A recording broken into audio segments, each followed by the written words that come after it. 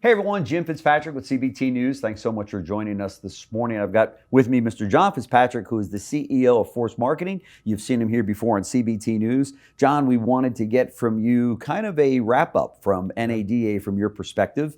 You were actually scheduled to speak at the J.D. Power Summit, right? Yeah, it was the Auto Summit. And unfortunately, like many, my flight didn't get me in time with the storms and whatnot. But my team is strong, and we like to say, when you stay ready, you don't have to get ready. And That's right. Cody Tomczyk, our SVP, jumped in the seat and had a great panel. The conversations that I was getting from folks that were in attendance were that he nailed it. He felt, he had great things to add. It was modernizing your dealership playbook. So he was on there with folks from, JM&A and Truist Banking and some other folks. And they just had a conversation about what dealers need to be thinking about in 2025 and beyond, in terms of updating their systems, updating their workflows, their marketing, obviously, the audiences they connect to, the data systems they have, all of those things. So a lot packed into a 45-minute session. Yeah, it was a little challenging this year for obvious reasons because of the weather, and some people weren't able to make it out. But overall, I thought it was a pretty good show.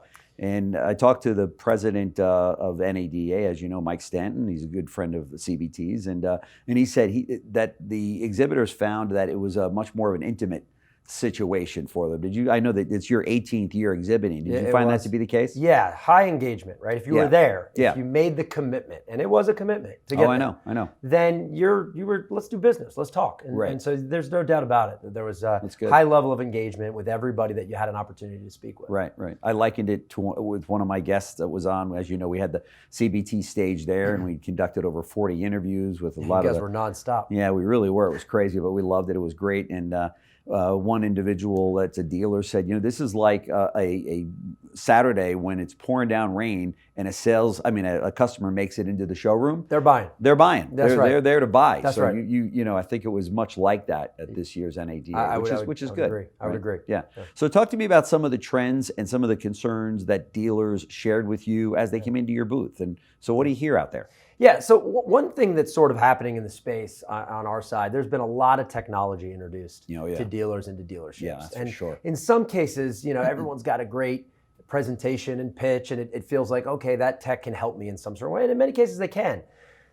But there's been sort of too much tech introduced, maybe too soon. Okay. And so what I've been analyzing and having a lot of conversation with is, how do we get these technologies that are all great to start working together on behalf of the dealer, right? And the dealer not needing to be an expert in maybe all of those technologies. Some of them are operational in the dealership, but some of them are behind the scenes. Yeah. Hey, let's take your data the next mile. And so one of the things that we've been focused on is key strategic partnerships where in our system, our customer data platform, Audience IQ, we can just make it easier for the dealer to see the value in that system. And so, we introduced a partnership at this year's NADA with a company called 4Eyes. Okay. 4Eyes has a product called 4Eyes Connect that very simply allows us to connect with the CRM data. Okay. Right? So when a dealer says, hey, I think you guys do a great job, and all of your analytics seem to be working, but at the dealership, they're not feeling it, right? And so is it you? Is it our third-party leads? Is it the leads we're getting from the OEM?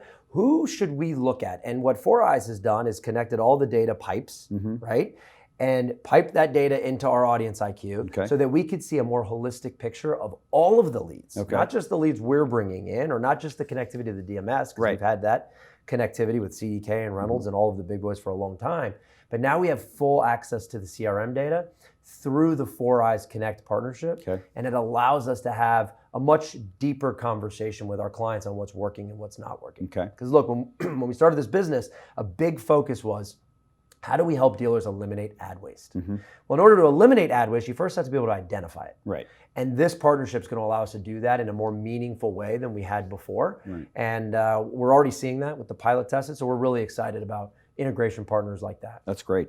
And you're right. You hit the nail on the head when you said dealers, they want to focus on selling cars, servicing cars, motivating their people, taking care of their business, and they're not Bill Gates running around, and they need to partner with a vendor that is able to take care of all that, right, and take it off their table. That's exactly right. Yeah, I mean, look, table stakes. You have to have the best strategy, and fantastic technology to scale in automotive marketing, right? But then it's equally as important to have a world-class client success team of professionals that understand how to drive that Ferrari that you just built for the dealer. That's right. How do you drive it around the track at winning speed? Yeah. So that you can increase market share, so that you can make sure your retention rates are good. So you can have one conversation with the customer, not two disparate conversations, one in service and one in sales. Right. And so that's what we've been solving for. That's what we'll continue to solve for. Yeah, that's fantastic. And for the most part, the dealers that I was talking to and interviewing, they felt as though 2025 is going to be a great year in automotive. No doubt about it. The analysts out there are saying that as well. No doubt about it. Cox Automotive was throwing around 16.4, maybe 16.5, 16.5 million new vehicles sold for a SAR. So there's a lot of enthusiasm for 2025, right? A lot of optimism. Yeah. I saw Jonathan Smoke speak at an event, and he just went through all of his, data points, and at the end said, kind of rounded up, he's like, every single data point points that it should be up and to the right. Yeah, that's great. And that's great. And so, what are you doing to get more than your fair share? Is the question. Right. How are you going to attack this 2025 year that should be absolutely, a great year in all categories. Right. But that being said, we don't have the gross profits that we had on these deals from 2021 through 2023, 2024. We saw those really start to taper off, which means that the dealer now needs to really focus on fixed ops as a revenue generator. I know they always did, but even more so now, that's front and center, as well as F&I. We want to maintain that, $2,000 plus on the back end of every deal.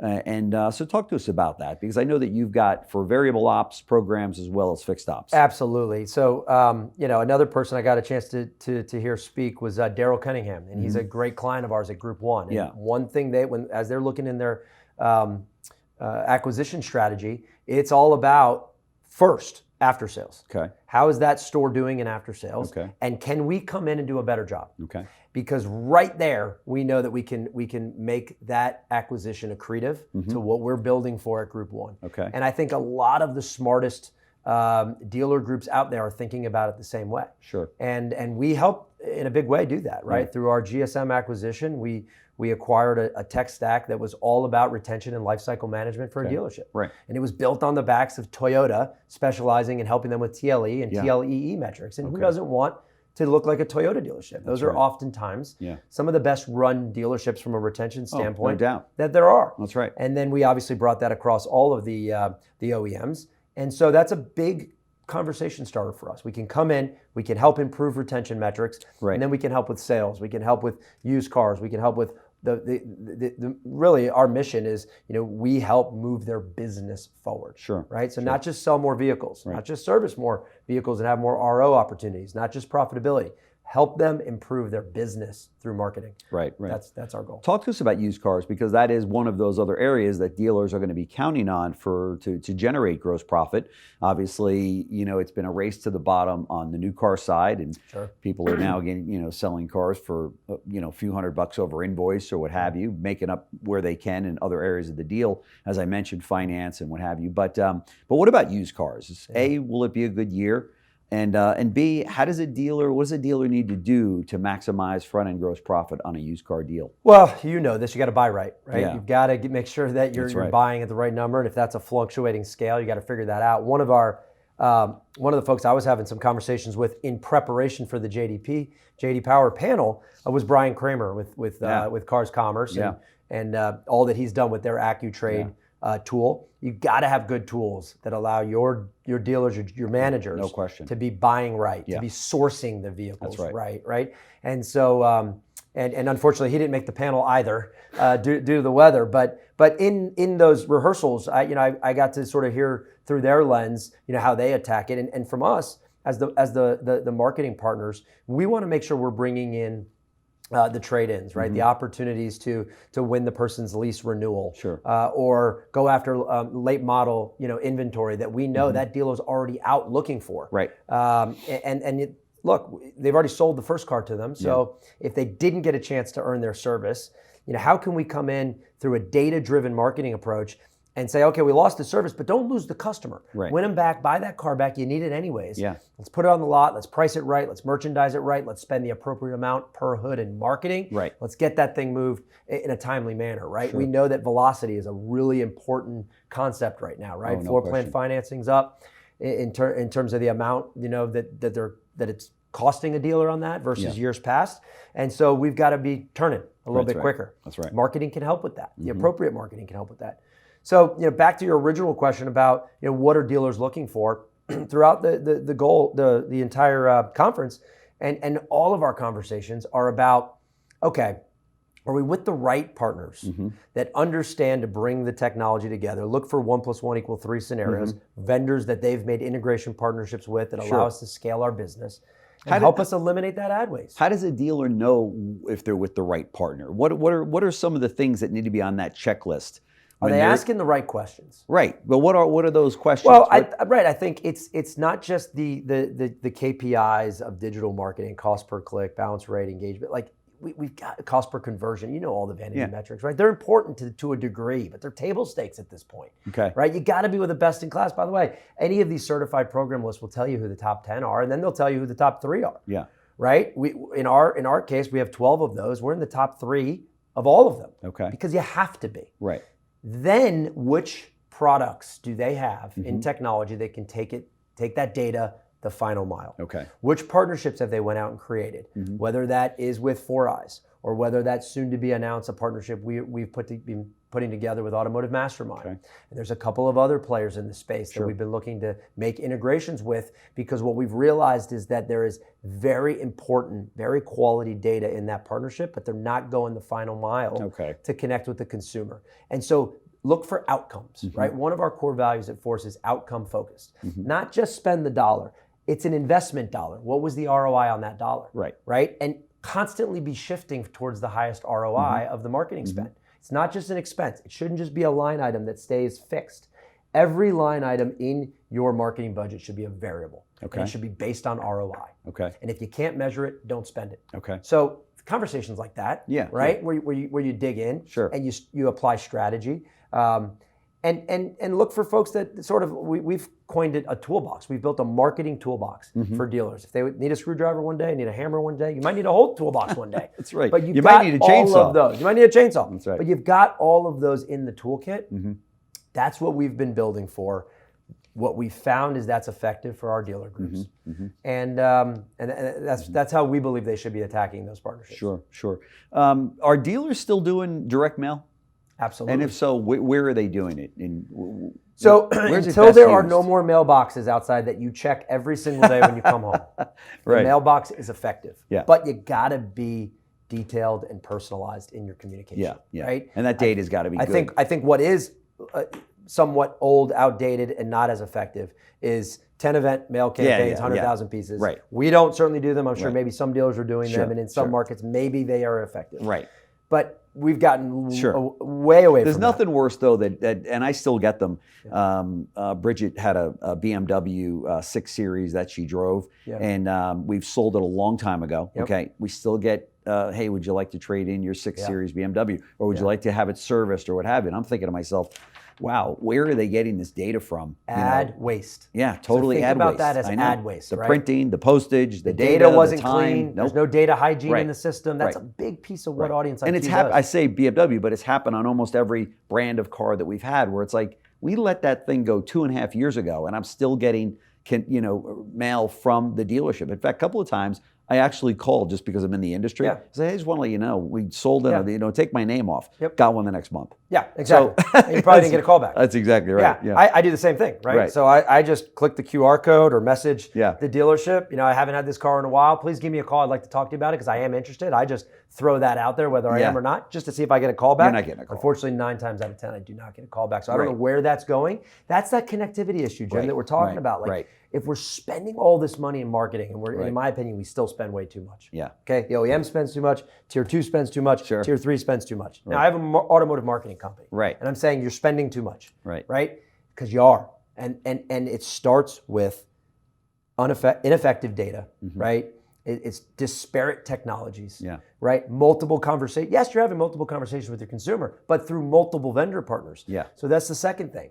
Can we eliminate some of these vendor partners? Can we pick some winners and then ask them to work on your behalf? Right. For this 1 + 1 = 3 scenario, which by the way, should also not cost the dealership any more money. Right. Okay.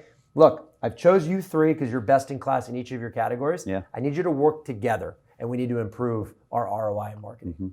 That's a conversation that most should be willing to have. We would love to have it. Yeah. Right. I'm going to leave it right there. I'd love when you come in because we get so many great comments and emails, and they say, man, that guy's not only is he full of energy, but he's full of great ideas, and we need to take a closer look at our marketing because so many dealers out there, as you know, and I agree with you, there's a huge waste factor going on. It's unbelievable. For dealers that are, have come back from NADA as I did, and we conducted, as I said, so many interviews. John had a great setup out there in his booth, and it was on fire the whole time. But the reality is that there were over 650 exhibitors out there. And man, you could see the look on a lot of dealers' mind, like, where do I go? What do I do? Everybody's telling me that I need first-party data, and I need this, and I need that. At the end of the day, you need a quarterback that brings it all together for you. I know, John, you've been doing it for so many years, and your company's got so many big clients out there for a good reason. Yeah. But that brings up something. If I can for a second, plea with your audience. Yeah. If you were planning to go to NADA and you couldn't get there. Yeah. Right. But you scheduled the demo. Take the demo virtually. Right. Yeah. These sales professionals all over our industry look forward to the Super Bowl of automotive that is NADA. Right. And it's not just for the sale, right? The sale is the outcome. We'd all love the sale. Yeah. But it's also iron sharpens iron. Tell me about what you didn't like about the product in our presentation pitch, what you might not need in that scenario, right? Like, have some empathy that these folks, either they made it and it was not as busy as it usually is, right? Or they didn't make it either, right? We were bringing 18 people out of there, out of 7 different states were flying in to man our booth. That's right. 7 made it. Not because we told them to stay home. They couldn't get there. They couldn't get there. Yeah. So we, so the folks that are feeling, right, from a culture hit, they weren't there, they weren't connecting, they weren't participating in that iron sharpens iron scenario. Yeah. Please have the calls, and this is not just for Ford, this is for everybody. Yeah, right? I love it. Yeah. In the next coming weeks, hear them out. Yeah, that's right. So the message is, have you hugged your vendor lately? And if you haven't, then give them the opportunity and find out what's out there. And don't jump over the year to next year. But so again, thank you so much for joining me on the show. Really appreciate it. It's a special treat for me. But to have you in the studio with me, so thank you so much. And all of you, stay tuned to CBT News. Thanks so much.